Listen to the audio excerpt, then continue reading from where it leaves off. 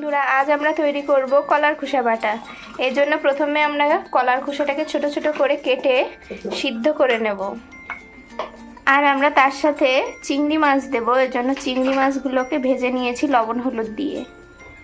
এখন আমরা একটি প্যানে তেল গরম করে নেব এবং তার ভিতরে দিয়ে দেব শুকনো ঝাল, রসুন আর পেঁয়াজ। এবার এটাকে একটু লালচে লালচে করে ভেজে নেব।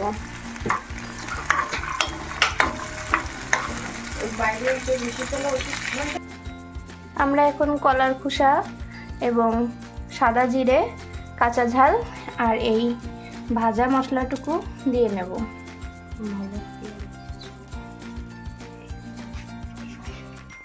ভাজা পেঁয়াজ, রসুন আর শুকনো ঝাল দিয়ে এবার এটাকে মিহি করে বেটে নেব।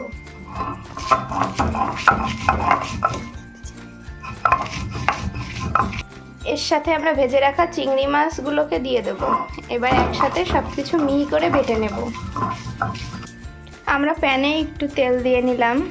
এবার আমরা বাটনাটাকে এর ভিতরে দিয়ে দেব।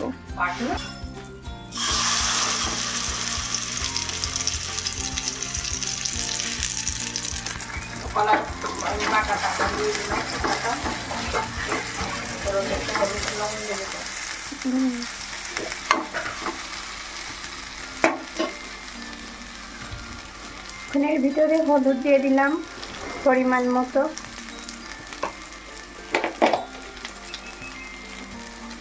আর স্বাদ অনুযায়ী দিয়ে দিলাম লবণ।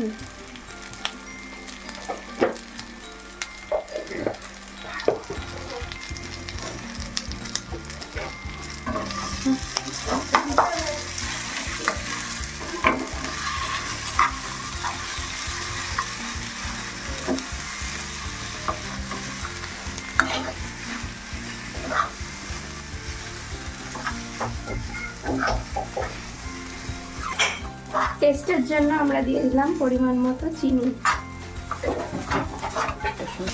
এখন আমরা এটাকে ভালোভাবে নাড়তে থাকবো যতক্ষণ না এটা ভাজা ভাজা হচ্ছে। দেখুন আমাদের ভাজা হয়ে গেছে। এবার আমরা বাটনাটাকে নামিয়ে নেব এবং গরম গরম ভাতের সাথে পরিবেশন করব।